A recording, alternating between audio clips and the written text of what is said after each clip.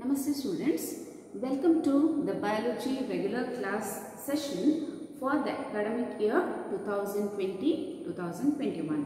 So here I am going to take up the biology classes for first PUC and class 11th. So as per NCERT, there are some chapters that has been given in the syllabus for studying in 11th and first PUC. So among them, some of the chapters we have already discussed in our bridge course. Okay, we have just introduced you to those chapters which are there in 11th and first PUC, has been just introduced or small briefing has been done in our bridge course. But in our regular class, we are going to study all these concepts and all these chapters in depth as well as in detail, so that it will be helpful for you for your board examination of first year, especially you are going to write district level examination in first year, and it will be helpful for you for your competitive exams. Okay, so these are the basics for your NEET. Okay, so we are going to begin the syllabus. So the first chapter in our biology syllabus is the living world. So before going into the chapter, I want to give you a small introduction about biology. The term biology has been derived from two Greek words that are bios and logos. Okay, two Greek words, bios and logos. So term bios means life and logos is study of. So biology is the study of life or study of living organisms. So this term biology has been coined by two of the scientists named Treviranus and Lamarck. Okay, term biology has been given or coined by scientists named Treviranus and Lamarck in the year 1802. In the year 1802. So the term has been given in the year 1802. But biology has been studied and its concepts have been revealed since 380 BC. Okay, in around 384 to 322 BC, a Greek philosopher, a famous Greek philosopher, has been studied about plants as well as animals, and he is now considered as father of biology. And the father of biology is Aristotle. So various multidisciplinary branches. There are various branches in biology. Some of the branches are botany, zoology, there is genetics, there is cytology, anatomy, physiology, morphology, cell biology, and microbiology, there is immunology, and there are many multidisciplinary branches under biology. Among those branches, we are going to study some of the basic branches of biology, that is botany as well as zoology. So botany is the study of plants. It is a branch of science or biology that deals with the study of plants, and zoology is the branch of biology that deals with the study of animals. Theophrastus is considered or called as father of botany, and Aristotle is also called as father of zoology. So remember that Aristotle is called as father of biology as well as father of zoology, and Theophrastus is called as father of botany. So in addition to these, there are various other branches. So some of those branches are, you can look it down, genetics, immunology, anatomy, morphology, cytology, molecular biology,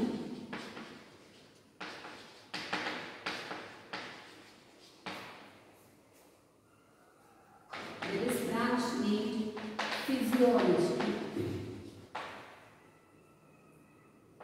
biotechnology,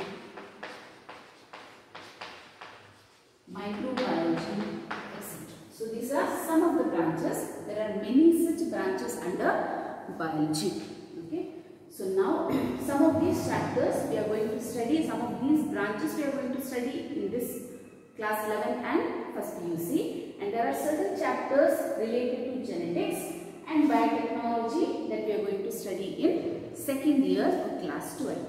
Okay. So let's begin with the chapter, the living world. So first discuss what is living. Okay. Which have life are considered as living things, and those things that do not have life is considered as non-living thing. Okay. So things can be categorized into living or non-living based on whether it has got life or not.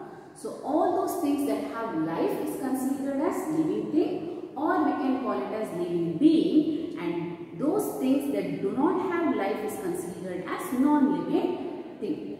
So to distinguish the living thing or living being from the non-living thing, there should be certain characteristic features.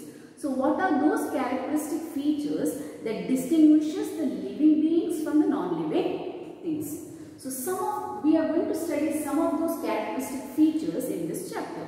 Okay, there are many characteristic features which distinguishes the living beings from non-living things, but here we are going to study some of the characteristic features that particularly distinguishes the non-living things from living beings. Okay, so some of those characteristic features are growth, reproduction, metabolism, cellular organization, consciousness. Okay, so first we will discuss what is growth. You heard that all organisms grow. Generally we say that all organisms grow. So growth is an irreversible increase in the mass of an organism, or the number of cells, or the number of individuals. So growth can be described as irreversible increase in mass or number of cells, or we can also describe it as increase in height or increase in weight of the body. Okay, so growth has twin characteristic features. So those two or twin characteristic features of growth are increase in mass, increase in mass, and increase in number of individuals. Increase in number of individuals. So these two are the twin characteristics of growth. Okay, what are the twin characteristics of growth? Growth is increase in mass. Growth is increase in number of individuals. So these are the twin characteristic features of growth. Okay, so generally we say that growth is seen in organism, but in certain organism growth can be seen throughout their lifetime. In certain organism growth can be seen only up to a certain limit or certain period of time. For example, in case of plants, you might have seen that plants will continue their growth till the death of the plant. Okay, so plants show growth continuous throughout its lifetime until it reaches the stage known as death. Okay, so plants have continuous growth throughout their lifetime, whereas animals, they have growth only up to a certain period of time. So after a certain period of time, growth is not seen in animals, but the cell division occurs or growth takes place mainly to replace the lost cells or mainly to replace the lost tissues. Okay, so growth is seen in animals only up to a certain period of time. After that period of time, if any cells are lost or tissues are lost from the body, then those tissues or cells are replaced by a mechanism or by a phenomenon known as growth. Then how does this growth take place in organisms? Growth mainly takes place in organisms mainly by division of cells. You know that we human beings we begin our life, or most of the organisms begin their life with a single cell, right? So we also have started our life, or our life has started from a single cell, and that single cell is known as zygote. So how a single cell zygote develops into or grows into a multicellular organism or multicellular complex organism. So this is mainly responsible because of cell division process. You know that zygote, which is a single cell, it undergoes continuous cell division to form many cells or group of cells, and all these group of cells, they form or accumulate together to form tissues, or they group together form tissues. Tissues group together form organs. Organs group together to form organ systems, and organ systems group together to form a complex organization of the body, or complex body system, or complex body organization. Okay, so here cell division is responsible for growth of the organism. Okay, so generally if we consider increase in mass as the criteria for growth, okay, if you consider increase in mass as a criteria for growth, we can say that even certain objects, non-living things like mountains, boulders, they also grow. So how can we say that mountains and boulders can grow? Even in mountains or boulders, there is deposition of, as the time goes on, there is deposition of certain materials or substances on the surface of mountains or on the surface of boulders. So if there is deposition of soil, or if there is deposition of sand on the surface of mountains or the boulders, they also increase in size, they also increase in mass. So can we consider that as growth? Yes, we can consider that also as growth. So non-living things also grow, but there is difference in growth seen in non-living things as well as growth seen in living things. Growth seen in non-living things is mainly deposition of any of the material on the surface. So growth in non-living things is mainly external. Remember that growth in non-living things is external. Whereas in case of living beings, growth is internal, that takes place within our body. So cell division occurs within our body, various metabolic reactions occur within our body. Okay, remember that growth can also take place in living beings as well as non-living things. In living beings, growth takes place inside the body, or growth is internal, whereas in case of non-living things, growth is external. It takes place outside the body or on the surface of the body. So growth is internal in living beings, growth is external in non-living things. Okay, so since we can also consider that growth takes place in non-living things, growth is not a defining property of living beings. Okay, growth is not a defining property of living beings. Why it is not a defining property of living being? Because growth also occurs in non-living things. So next we will see another characteristic feature of living beings. Okay, so one more characteristic feature of living being is reproduction. So reproduction, you have studied about reproduction in your lower classes. Reproduction is a biological process where a parent cell or a parent gives rise to the progeny or the young ones which are more or less similar to them.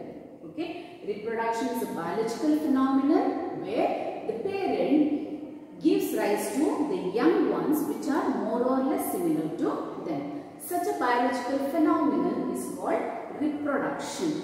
Okay, such a biological phenomenon is called reproduction. Reproduction are of two types. They are asexual reproduction and sexual reproduction. So there are two kinds of reproduction or two types of reproduction. They are asexual reproduction and sexual reproduction. So what is the difference between asexual and sexual reproduction? Asexual reproduction is the type of reproduction where only one parent is involved. So this type of reproduction may also be called as uniparental mode of reproduction. Uni means single, only one parent is involved. Whereas in case of sexual reproduction, two parents are involved. There should be involvement of two parents. Then such a mode of reproduction where there should be involvement of two parents is called as biparental mode of reproduction. Biparental mode of reproduction. So this is the main difference between asexual and sexual mode of reproduction. Asexual is uniparental mode of reproduction. Sexual is biparental mode of reproduction. Okay. So among asexual reproduction, we have studied that most of the organisms, especially the lower organisms and some of the higher organisms, they undergo asexual mode of reproduction. Whereas animals and most of the higher plants mainly undergo sexual mode of reproduction.